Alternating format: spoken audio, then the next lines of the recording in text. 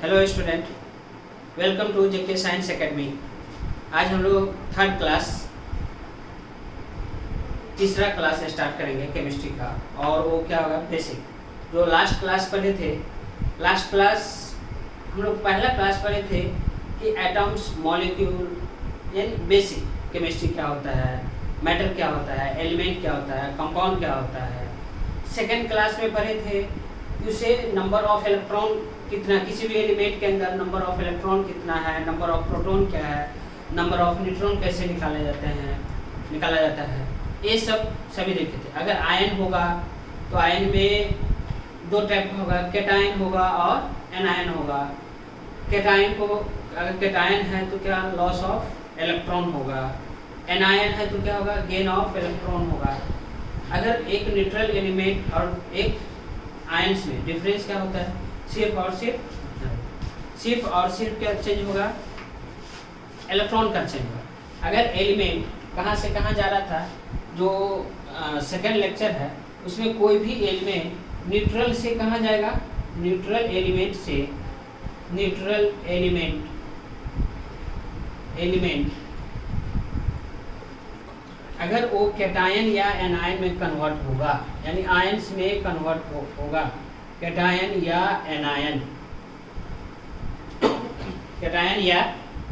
Anion तो सिर्फ और सिर्फ क्या चेंज होगा, इलेक्ट्रॉन चेंज होगा। अगर कैटायन होता है तो यहाँ पे इलेक्ट्रॉन क्या होगा, लूज होगा, और अगर एनायन है तो इलेक्ट्रॉन क्या होगा, लॉस होगा, इलेक्ट्रॉन क्या होगा, गेन, राइट। अगर एलिमेंट न्यूट्रल है तो क्या होगा, कैटायन एलिमेंट न्यूट्रल है। अगर किसी भी न्यूट्रल एलिमेंट से कैटायन होगा या एनायन होगा, अगर वो कैटायन में कन्वर्ट होता है तो इलेक्ट्रॉन क्या करेगा, लॉस करेगा। अगर न्यूट्रल एलिमेंट एनायन में कन्वर्ट होगा तो इलेक्ट्रॉन क्या करेगा, गेन करेगा।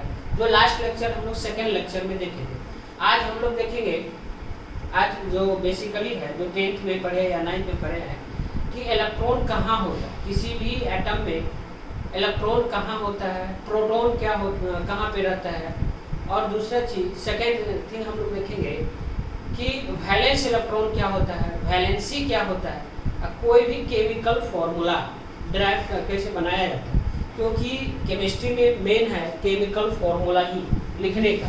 अगर केमिकल फॉर्मूला कैसे लिखा जाता है ये हम लोग देखेंगे। ऑक्टेट रूल क्या होगा, किसी भी एलिमेंट को ऑक्टेट कंप्लीट करने के लिए कितना इलेक्ट्रॉन का जरूरत होगा, ये सब कुछ बेसिक देखेंगे, ठीक है। तो पहले हम लोग ये देखते हैं कि एलिमेंट में एटम्स जो बताए थे, properties of fundamental property of atom, यानी फंडामेंटल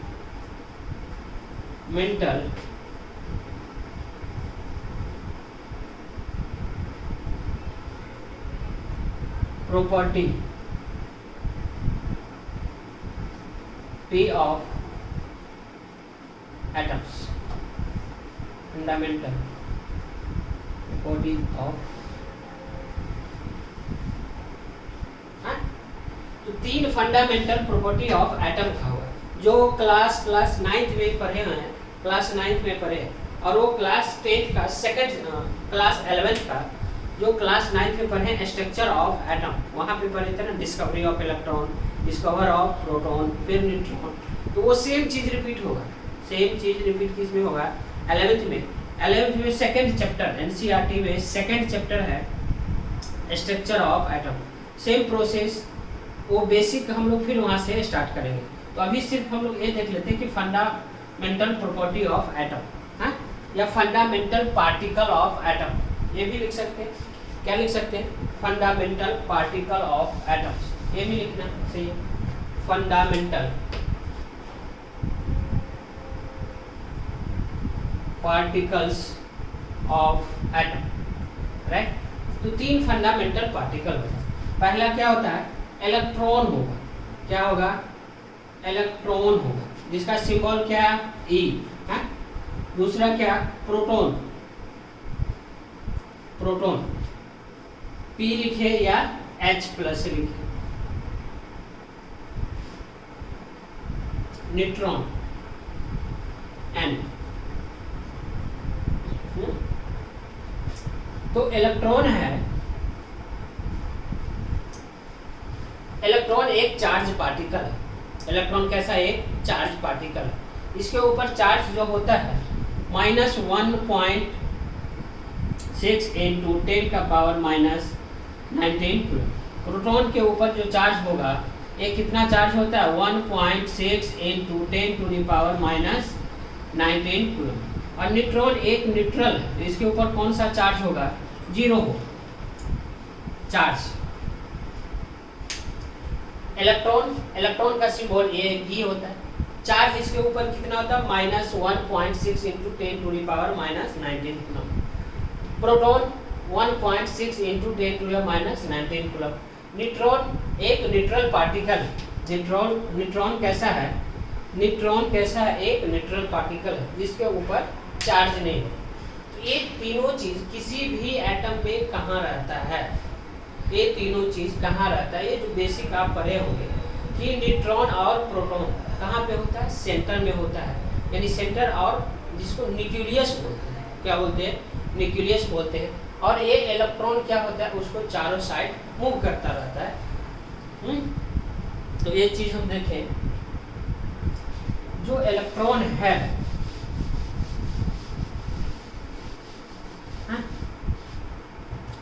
स्ट्रक्चर ऑफ एटम में 9th क्लास में आप डिफरेंट मॉडल पढ़े होंगे एटम का। रदरफोर्ड मॉडल पढ़े होंगे। रदरफोर्ड मॉडल क्या होता है कि कोई भी एटम का 2 पार्ट्स होता है। एक क्या होता है? इनर पार्ट होता है, और दूसरा क्या होता है? सर्कुलर पार्ट, एक इनर पार्ट होता है, एक क्या होता है? आउटर पार्ट होता है। जो इनर पार्ट होता है उसको क्या बोलते हैं? न्यूक्लियस। जो आउटर पार्ट होता है उसको क्या बोलते हैं? ऑर्बिट। इनर पार्ट जो सेंटर में होता है उसको, उसमें क्या मिलता है? न्यूट्रॉन और प्रोटॉन। जो बाहर का पार्ट होगा या बाहर का सर्कल होगा उसमें क्या रहता है? इलेक्ट्रॉन। तो देखो मैं एटम का ये बना रहा हूँ थोड़ा सा, इसमें बेसिक। ये न्यूक्लियस, एक पॉजिटिव चार्ज, मतलब ये क्या है? न्यूक्लियस। इसमें ये जो बाहर वाला पार्ट है ना, इसमें 2 पार्ट। ये जो अंदर का पार्ट है ये, इसको बोलते हैं इनर पार्ट। कौन सा? इनर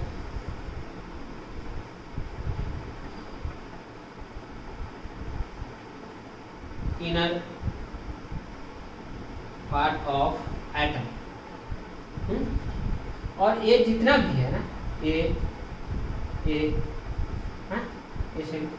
इसको आउटर पार्ट ऑफ एटम। जो इनर पार्ट होगा इसको क्या बोलते हैं? बाद में इसका नाम क्या हुआ? बाद में नाम दे दिया इसका क्या? न्यूक्लियस। इसी को क्या बोलते हैं? न्यूक्लियस। जो इनर पार्ट होगा इसी को बोलते हैं न्यूक्लियस। जो आउटर पार्ट होगा इसी को बोलते हैं क्या? सेल या ऑर्बिट। सेल नाम पढ़े होंगे आप लोग 9th में, ये भी पढ़े। ये न्यूक्लियस है, ये क्या? KLMN।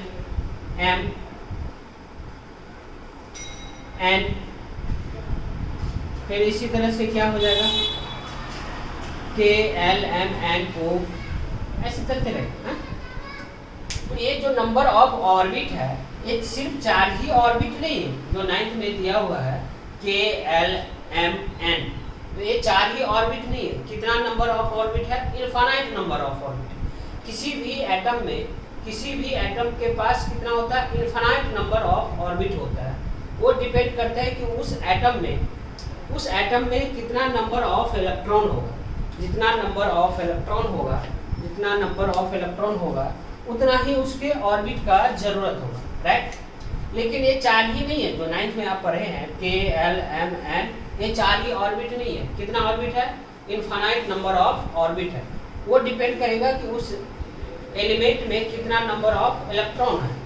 अगर ये हम देखें कि किसी भी ऑर्बिट में मैक्सिमम नंबर ऑफ इलेक्ट्रॉन कितना होता है, यानी मैक्सिमम नंबर ऑफ इलेक्ट्रॉन, ये भी पढ़े होंगे, maximum number of electron in any cell या ऑर्बिट इज इक्वल टू कितना होगा 2n स्क्वायर, जहाँ पे 2n स्क्वायर किसी भी maximum number of electron in any cell या ऑर्बिट इज इक्वल टू क्या 2n स्क्वायर, जहाँ वेयर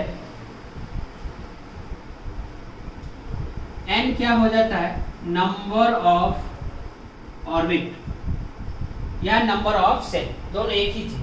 अगर k यहाँ से अगर कौन सा ऑर्बिट है कौन सा सेल है k सेल, तो यहाँ से n का वैल्यू n का वैल्यू कितना हो जाएगा 1, यानी k के लिए n का वैल्यू कितना 1, l के लिए n का वैल्यू कितना 2, m के लिए n का वैल्यू कितना 3।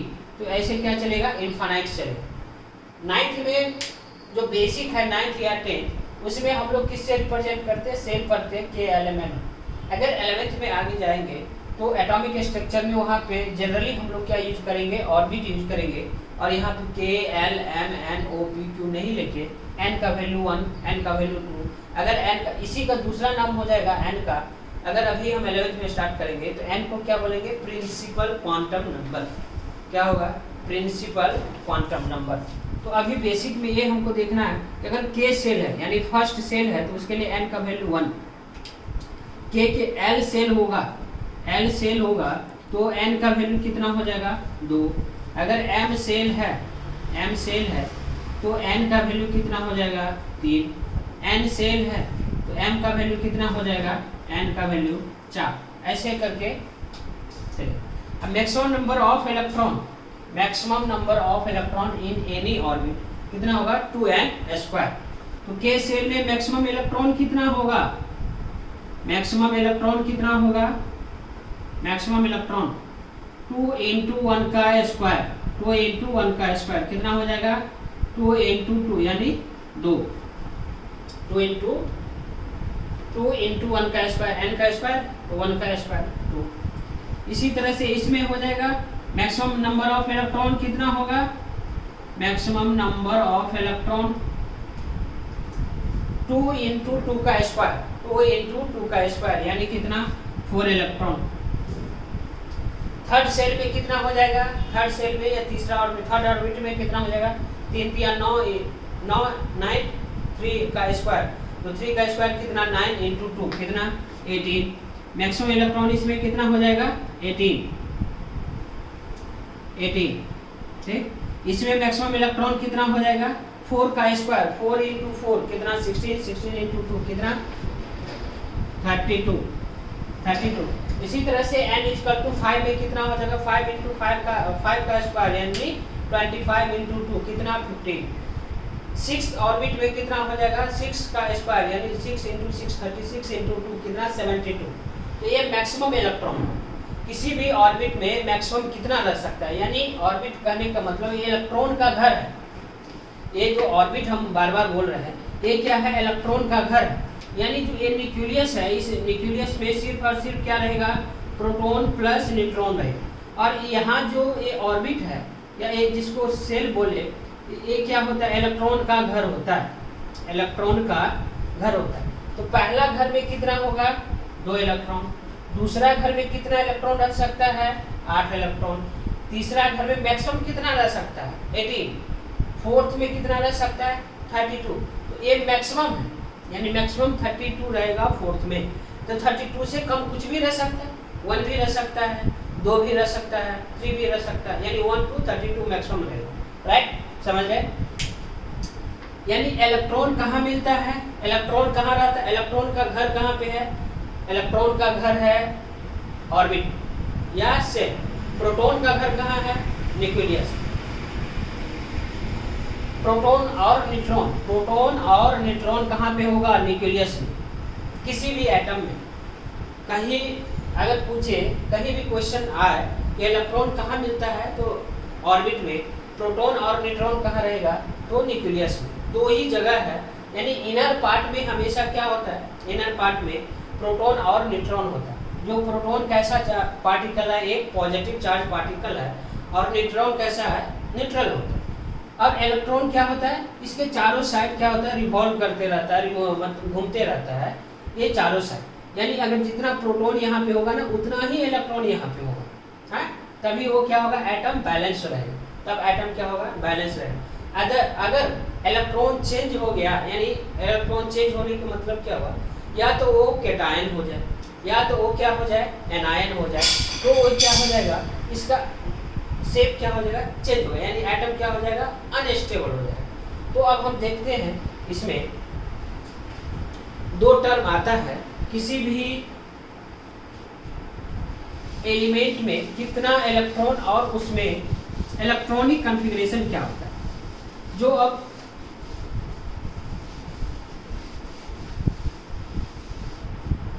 तो इलेक्ट्रॉन को डिवाइड करने के लिए या अलग अलग नाम दिया जाता है। इसमें दो टर्म होता है, एक तो होता है वैलेंस इलेक्ट्रॉन, क्या होता है, वैलेंस इलेक्ट्रॉन, और दूसरा होता है वैलेंसी, वैलेंसी, है। और एक टर्म आप ये लोग पढ़े होंगे, electronic configuration, electronic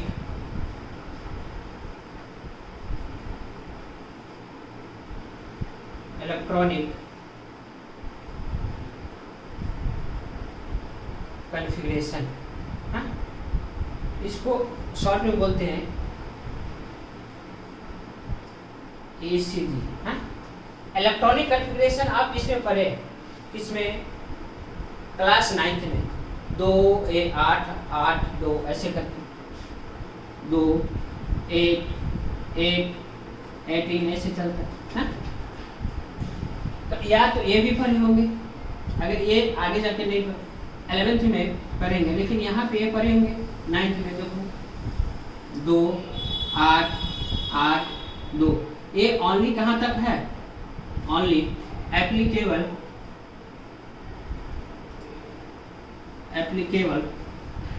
for atomic number, atomic number मतलब Z, कहाँ तक, 20 तक, ये 20 तक ही एप्लीकेबल है, 20 तक ही एप्लीकेबल। लेकिन अगर 11th में आते हैं तो इससे क्या हो जाएगा, काम नहीं होगा, यानी इससे हम लोग इस इलेक्ट्रॉनिक कॉन्फ़िगरेशन से नहीं पढ़ेंगे, वहाँ पे पढ़ेंगे क्या ऑर्बिटल 1s2 2s2, जो नेक्स्ट क्लास में हम लोग डिस्कस करेंगे, अभी वो बहुत आगे है, हाँ। तो अभी ये अब बेसिक है, तो हम लोग इसी पे देखते हैं।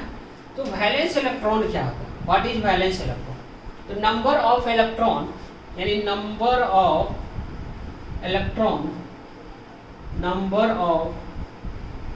इलेक्ट्रॉन इन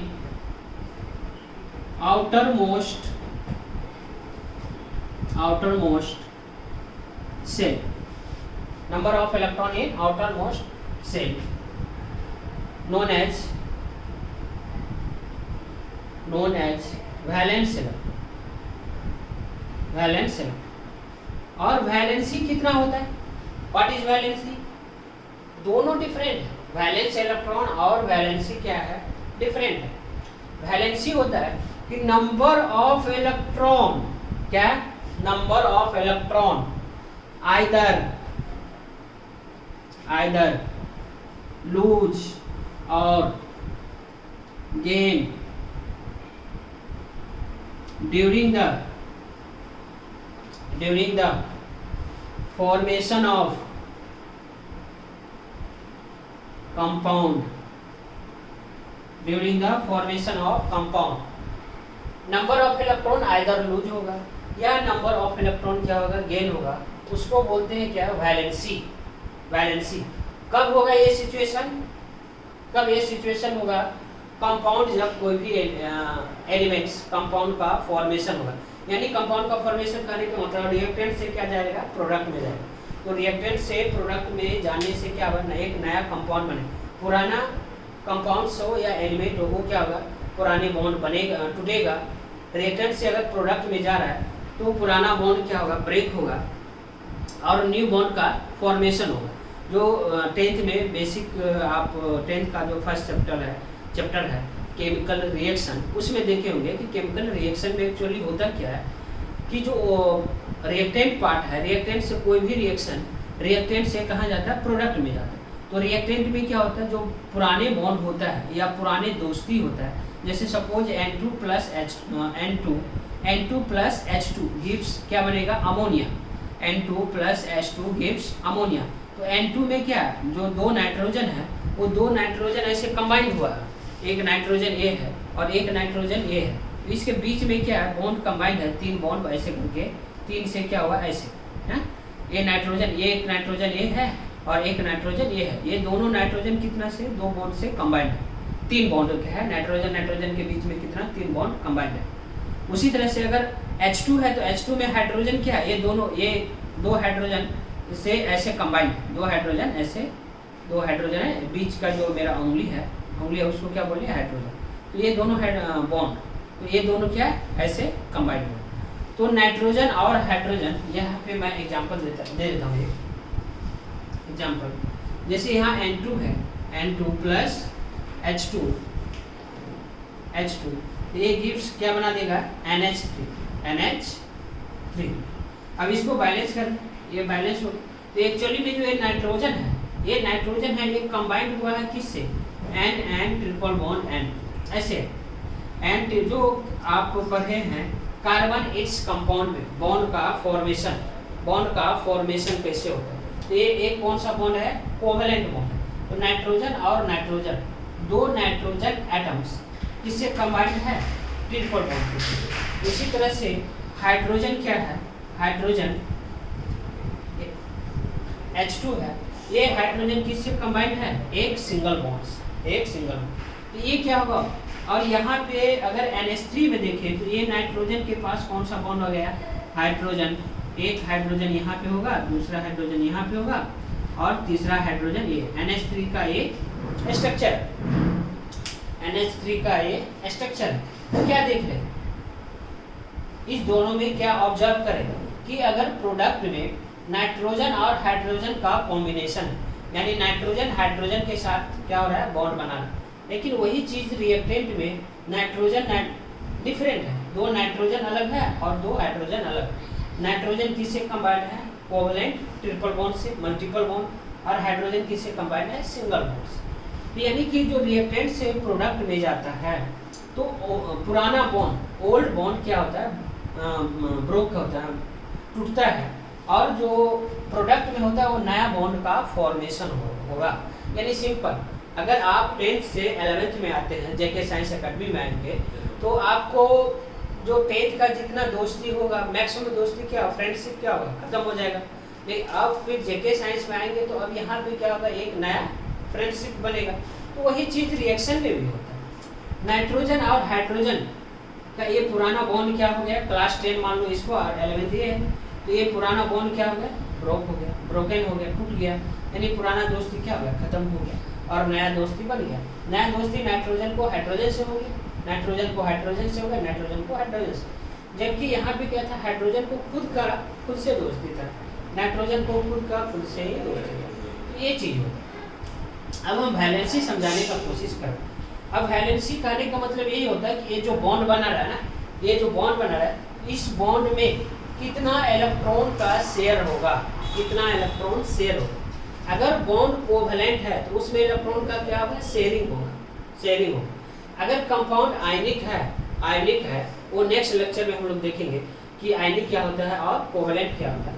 अगर बॉन्ड कोवेलेंट है, कौन सा बॉन्ड कोवेलेंट है, तो इलेक्ट्रॉन का क्या होगा, शेयरिंग होगा। और अगर बॉन्ड या कंपाउंड आयनिक कंपाउंड है तो उसमें इलेक्ट्रॉन का क्या होगा, ट्रांसफर होगा।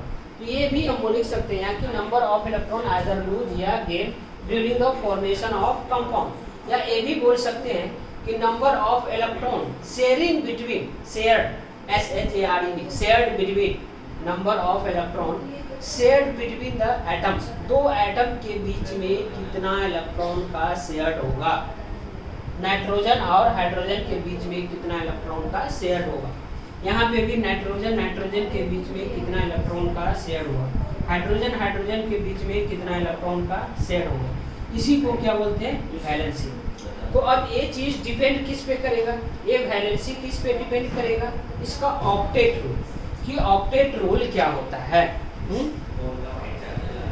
तो आई होप ये दोनों समझ गए होंगे कि वैलेंस इलेक्ट्रॉन क्या होता है और वैलेंसी क्या होता है, ठीक। और एक टर्म इसमें आता है octet rule, octet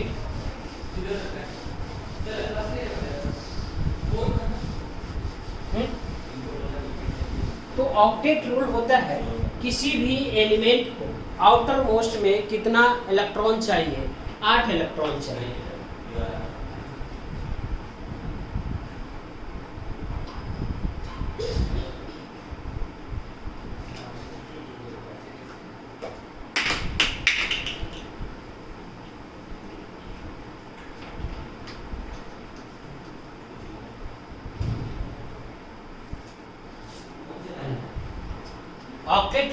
octet rule क्या होता है, किसी भी एलिमेंट को आउटर मोस्ट में कितना इलेक्ट्रॉन होना चाहिए, 8 होना चाहिए।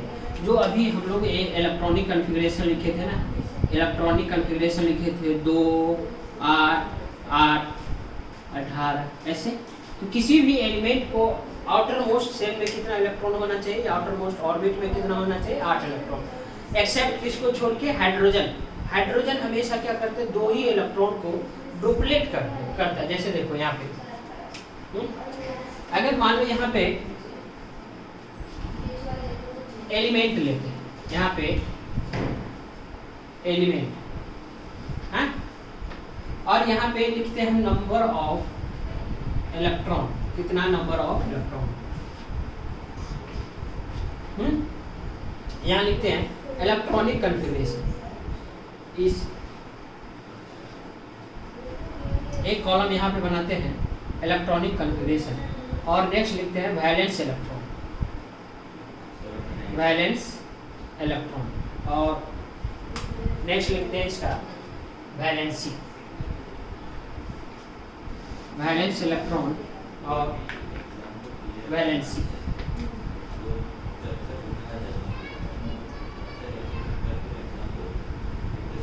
वैलेंसी, हाँ,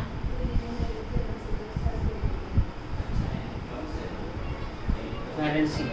इलेक्ट्रॉनिक कॉन्फ़िगरेशन को यहाँ पे ध्यान में रखने का, इलेक्ट्रॉनिक कॉन्फ़िगरेशन क्या है, 2 8 8 18 ऐसे चलते हैं, ठीक है। अब एलिमेंट कौन लेते हैं, हाइड्रोजन। हाइड्रोजन में नंबर ऑफ इलेक्ट्रॉन कितना, 1 कल बताए थे, जो सेकेंड वीडियो है उसमें बताए थे कि इलेक्ट्रॉन कितना होता है। अगर कोई न्यूट्रल एलिमेंट होगा उसमें नंबर ऑफ इलेक्ट्रॉन कितना होगा, जितना उसका प्रोटॉन होगा, सेम ही है। इलेक्ट्रॉनिक कॉन्फ़िगरेशन 1, अभी इलेक्ट्रॉनिक कॉन्फ़िगरेशन 1, हाइड्रोजन के बाद कौन सा है, हीलियम। तो हीलियम में इलेक्ट्रॉन कितना, 2। इलेक्ट्रॉनिक कॉन्फ़िगरेशन कितना हो जाएगा, 2, है। हीलियम के बाद लिथियम, तो लिथियम को में नंबर ऑफ इलेक्ट्रॉन कितना, 3, नंबर ऑफ इलेक्ट्रॉन 3। अब इलेक्ट्रॉनिक कॉन्फ़िगरेशन 2 1 मैं बताता हूँ अभी कैसे लिखते हैं। लिथियम, बेरिलियम का 4, तो ये कितना लिखे, 2 और 2। बोरोन में कितना, 5, तो 2 और 3। कार्बन का 6, 2 और 4। अब थोड़ा सा क्लियर हो, देखो इलेक्ट्रॉनिक कॉन्फ़िगरेशन किसका लिखा जाता है, किसी भी एलिमेंट में जितना नंबर ऑफ इलेक्ट्रॉन होगा उसी इलेक्ट्रॉन को ये अलग अलग पार्ट में हम लोग डिवाइड करते हैं, डिवाइड करने का तरीका है। हाइड्रोजन में कितना इलेक्ट्रॉन है, 1, तो इलेक्ट्रॉनिक कॉन्फ़िगरेशन उसका कितना होगा, 1। हीलियम में कितना, 2 इलेक्ट्रॉन है, तो 2। लिथियम में अब 3 इलेक्ट्रॉन है, लिथियम में कितना है, 3 इलेक्ट्रॉन। तो 3 इलेक्ट्रॉन को अब ऐसे डिस्ट्रीब्यूट करना है 3 इलेक्ट्रॉन को ऐसे डिस्ट्रीब्यूट करना है कि पहला मेंबर का कितना हो जाए, 2 होना ही चाहिए। अगर 2 से ज़्यादा इलेक्ट्रॉन आ गया, अगर 2 से ज़्यादा इलेक्ट्रॉन हो गया तो फर्स्ट मेंबर को कितना है, 2 देना है। उसके बाद जो भी इलेक्ट्रॉन बचेगा वो किसको देना है, 8 तक, 8 एलिमेंट सेकेंड मेंबर को देना, ठीक है। तो लिथियम में कितना इलेक्ट्रॉन हो गया, लिथियम में 3, तो पहला मेंबर को कितना 2, तो बच गया कितना 1। बेरिलियम में कितना 4, बेरिलियम में कितना 4 इलेक्ट्रॉन, तो पहला मेंबर को तो कितना 2 देना ही, तो 2 और बचा कितना 2। बोरोन का कितना 5, बोरोन का 5, तो कितना हो जाएगा 2 और 3।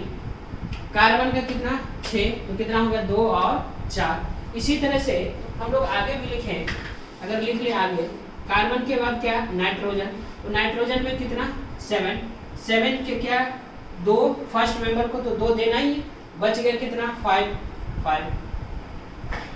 नाइट्रोजन के बाद क्या ऑक्सीजन, ऑक्सीजन का कितना 8, तो फर्स्ट मेंबर को 2 और बच गया कितना 6। ऑक्सीजन के बाद क्या फ्लोरीन, फ्लोरीन का कितना 9, 9 तो कितना 2 और 7। फ्लोरीन के बाद क्या नियोन, नियोन, नियोन का कितना 10। अब ये कितना हो गया 2 और 8, 2 और 8। अब देखो ये सेकंड मेंबर का ऑक्टेट कंप्लीट हो गया, सेकंड मेंबर का ऑक्टेट कंप्लीट हो गया, यानी सेकंड को कितना चाहिए 8।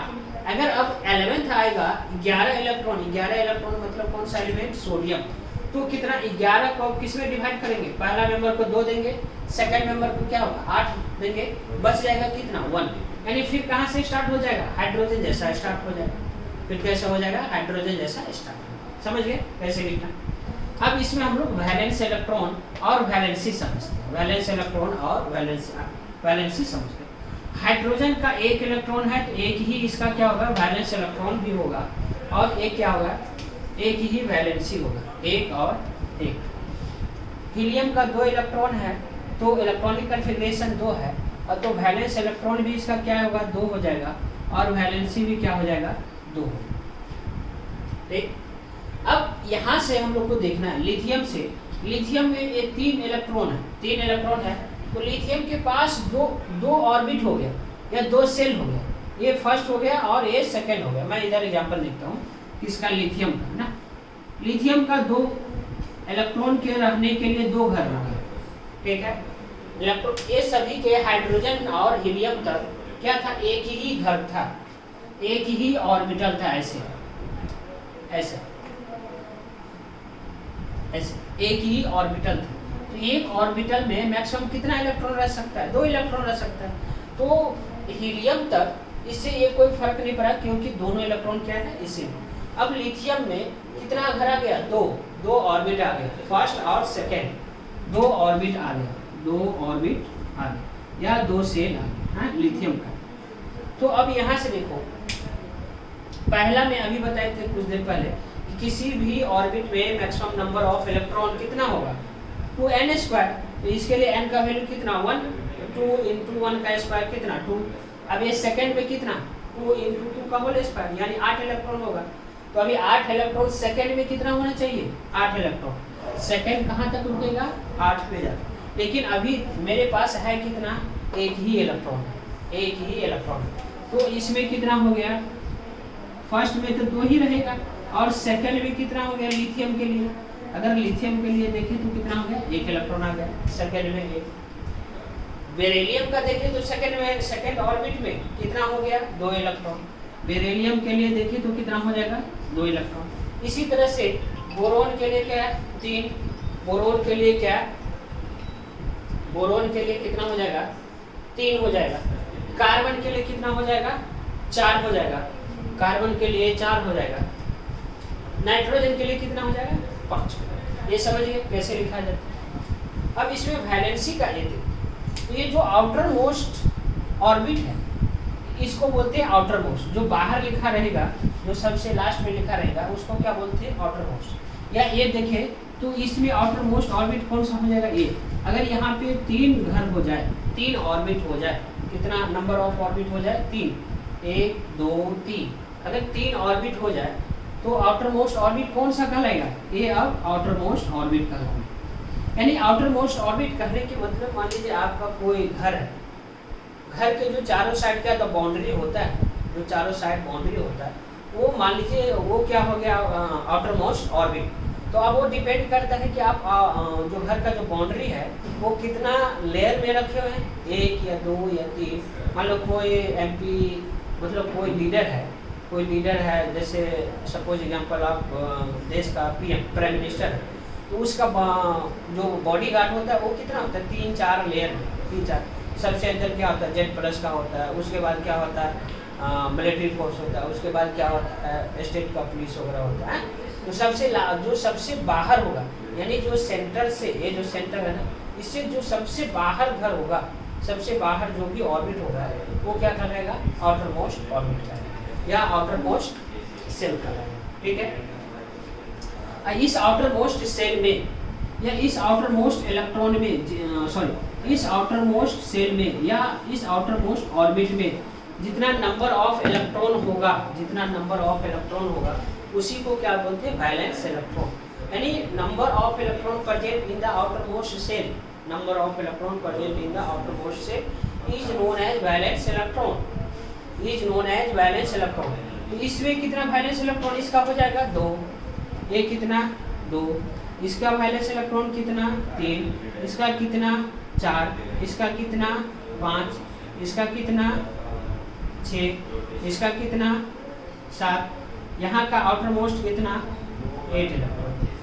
वैलेंस इलेक्ट्रॉन समझिए, यानी number of electron present in the outer most shell या outer most orbit is known as valence electron. अब वैलेंसी क्या होता है, वैलेंसी का डिफिनेशन बताइए कि number of electron either lose या गेन या शेयर, तीनों हो सकता है। आइदर लूज करेगा, अगर कंपाउंड आयनिक है तो लूज या गेन करेगा, अगर कंपाउंड कोवैलेंट है तो वो क्या करेगा, शेयरिंग करेगा बिटवीन द एटम्स, उसको बोलते हैं वैलेंसी। तो वैलेंसी एक टर्म और बताए थे, ऑक्टेट रूल। किसी भी एलिमेंट को ऑक्टेट कंप्लीट कर, ऑक्टेट मतलब वो उसका आउटर मोस्ट घर, आउटर मोस्ट घर में 8 ही इलेक्ट्रॉन होना चाहिए। कितना इलेक्ट्रॉन होना चाहिए, 8 ही इलेक्ट्रॉन होना चाहिए, अगर वो ऑक्टेट रूल का फॉलो करता है तो। ऑक्टेट रूल होता क्या है, इसका हम लोग डिटेल डिस्कशन करेंगे नेक्स्ट लेक्चर में। तो ऑक्टेट रूल कैसे समझाए, देखो मान लो कि तुम 2 दोस्त हैं, मान लीजिए कि आप 2 क्या है, दोस्त है, 2 दोस्त हैं, दोनों कहाँ पे गए, मार्केट घूमने गए, मार्केट घूमने गए और दोनों ये डिसाइड किया कि चलो दोनों मिलके कुछ नाश्ता करते हैं।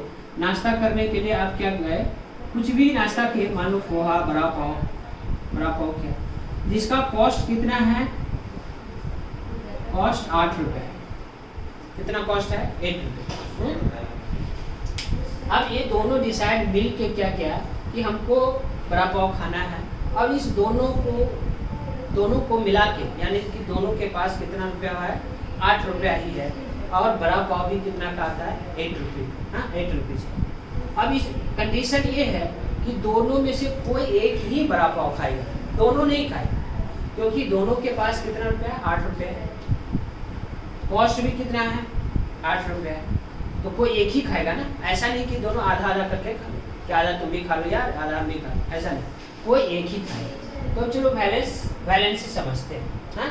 अब यहाँ से एक क्लियर होगा, वैलेंसी यहाँ से क्लियर होगा। इसका वैलेंसी कितना है, 1, यानी एक के पास कितना, इसके पास कितना रुपया है, 7, और एक के पास कितना है, 1। तो बताओ क्या होगा, बड़ा पाव कौन खाएगा, 1 रुपया वाला खाएगा या 7 रुपया वाला खाएगा।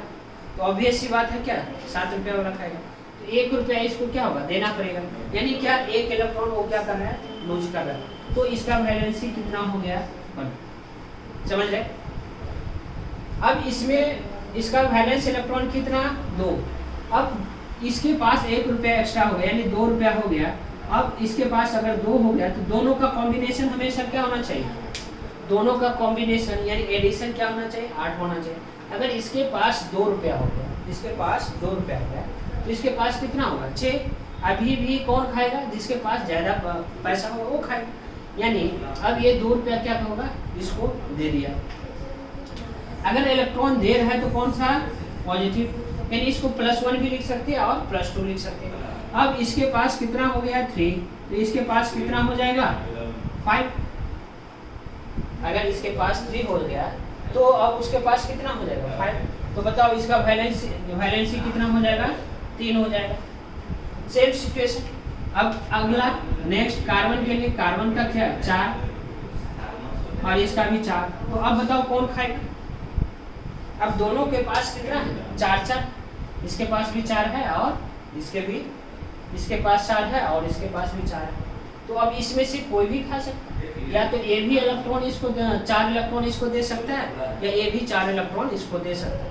अब वो डिपेंड करेगा किस पे, कि सामने वाला एलिमेंट कैसा है। सामने वाला एलिमेंट कहने का मतलब कि वो एलिमेंट का इलेक्ट्रॉन नेगेटिविटी क्या है। 10th में जो ये टर्म पढ़े होंगे इलेक्ट्रोनेगेटिविटी होता क्या है। मैं एक बार थोड़ा सिंपल बताऊँ कि इलेक्ट्रोनेगेटिविटी होता क्या है। इलेक्ट्रोनेगेटिविटी जो होता है टेंडेंसी होता है किसी भी एलिमेंट को इलेक्ट्रॉन गेन करने का या लूज करने का। It is a tendency of an element. किसका टेंडेंसी होता है? एलिमेंट का, कि वो कितना इलेक्ट्रॉन लॉस कर सकता है या कितना इलेक्ट्रॉन गेन कर सकता है।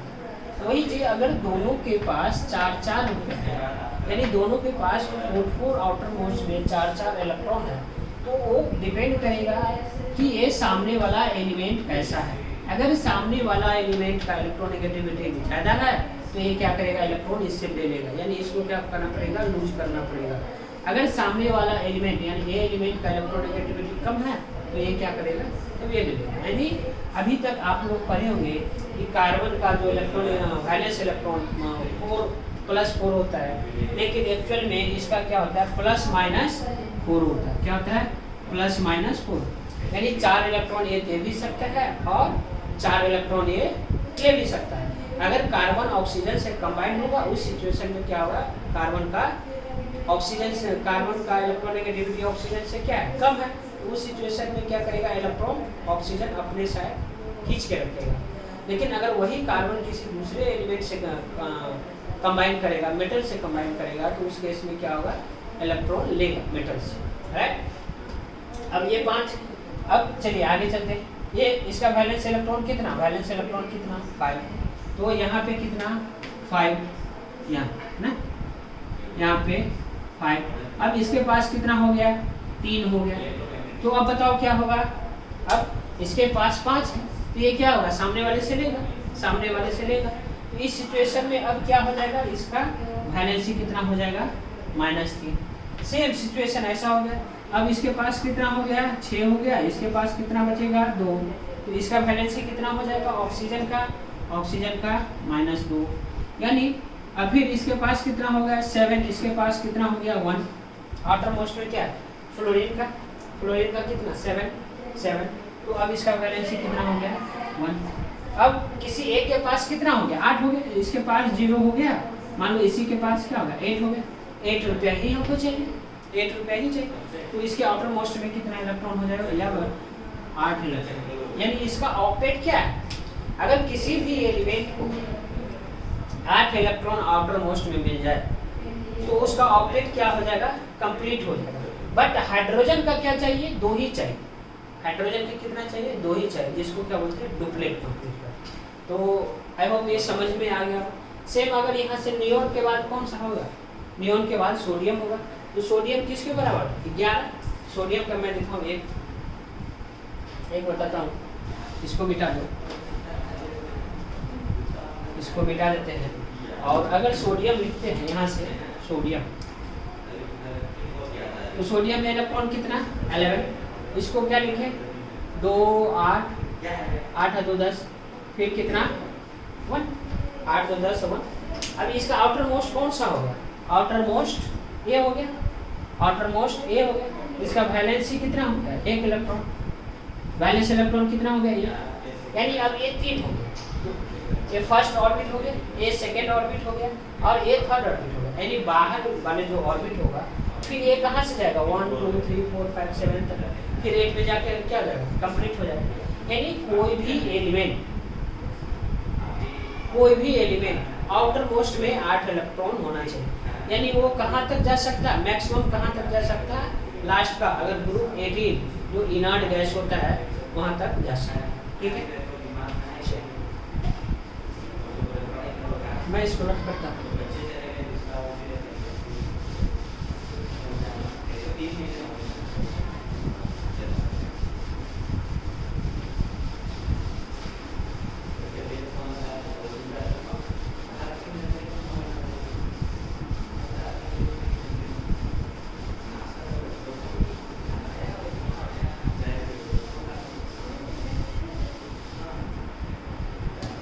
इसी valence electron, valency, number outer most electron, ये समझ गए।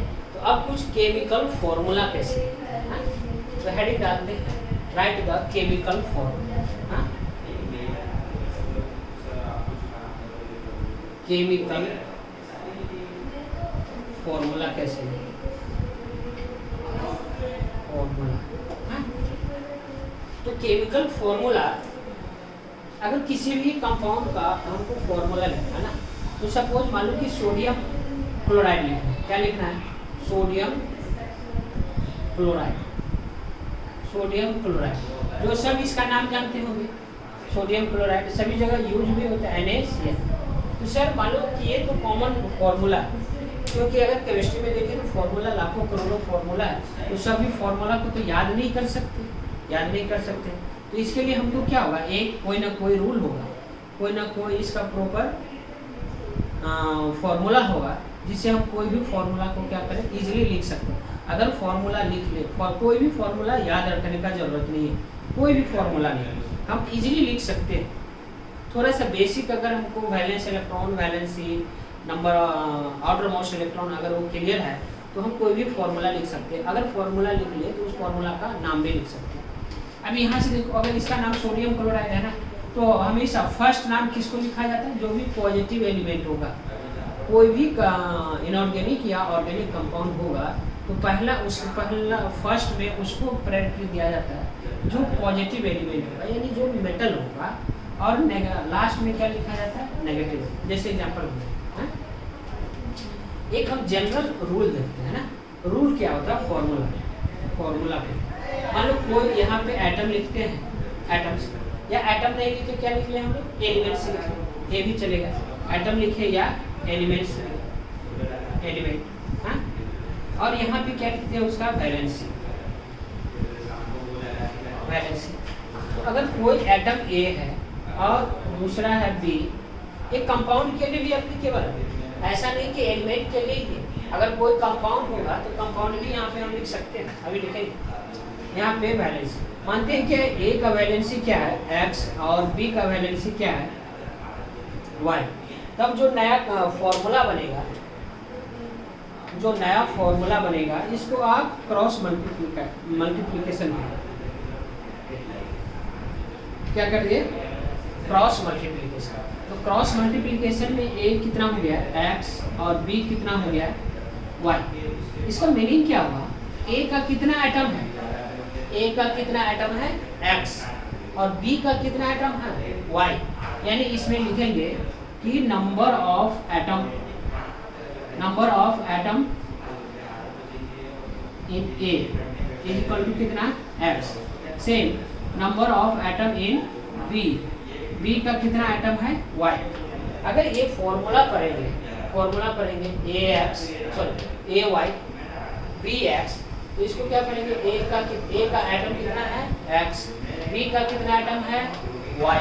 ये बहुत जरूरी है, बेसिक कंसेप्ट है कि नंबर ऑफ एटम को काउंट कैसे करना है। किसी भी एटम के नीचे जो भी नंबर लिखा रहता है, किसी भी एटम के नीचे जो भी नंबर लिखा रहता है, वो नंबर उस एटम को रिप्रेजेंट करते हैं। A के नीचे क्या लिखा हुआ है, X, तो A के नीचे क्या लिखा हुआ है, X, तो X किसका एटम है, X कौन सा एटम है, A का कितना एटम है, X, और B का कितना नंबर ऑफ एटम है, Y। फॉर एग्जाम्पल अगर हम A लेते हैं, कौन सा, यहाँ पे एटम लेते हैं, वाटर का फॉर्मूला सब जानते हो, H2O। यहाँ एटम लेते हैं और यहाँ पे उसका वैलेंसी लेते हैं। एटम कौन सा, हाइड्रोजन, और दूसरा कौन सा, ऑक्सीजन है। हाइड्रोजन का वैलेंसी कितना, 1, ऑक्सीजन का वैलेंसी कितना, -2। तो जब हम लोग फॉर्मूला लिखेंगे, केमिकल फॉर्मूला, तो हमेशा क्या होगा, इसका मैग्नीट्यूड लेना है।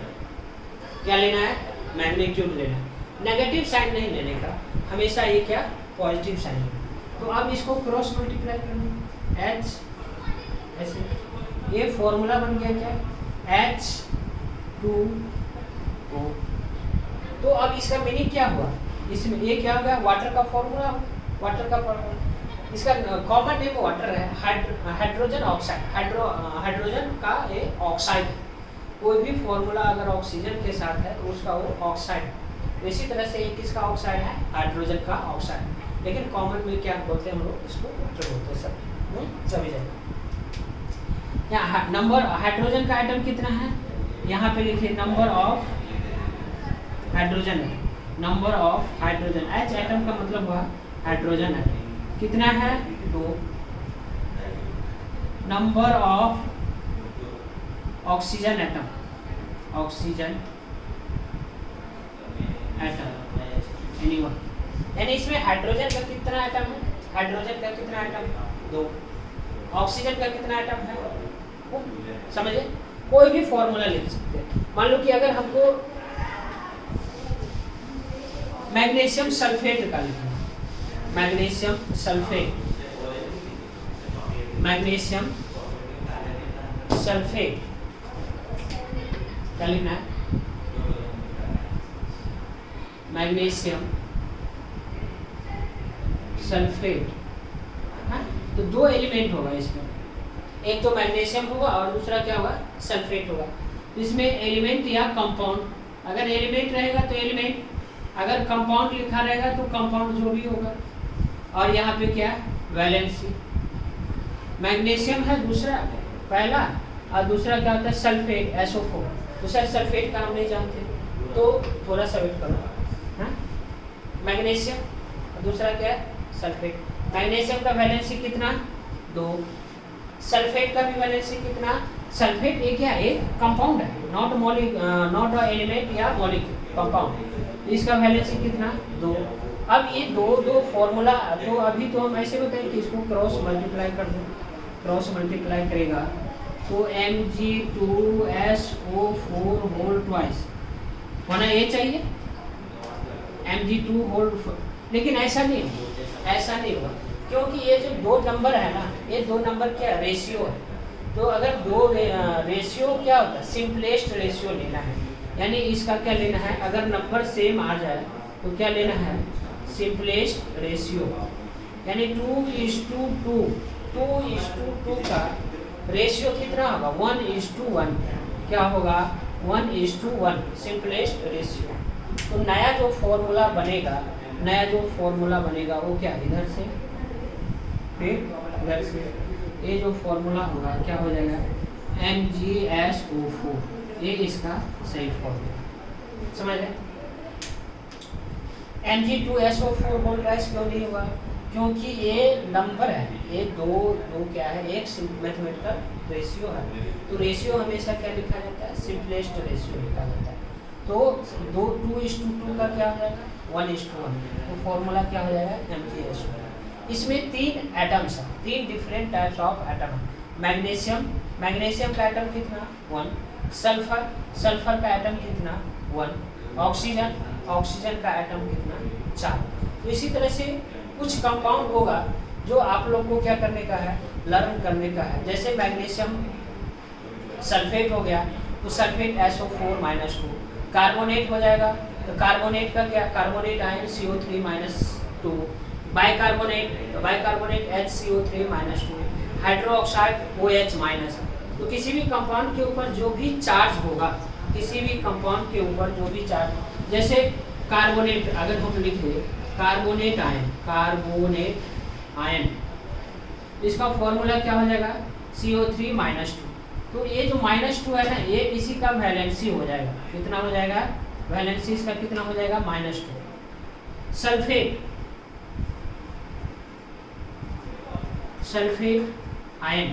सल्फेट आयन मतलब SO4-2, तो इसका वैलेंसी कितना हो जाएगा -2।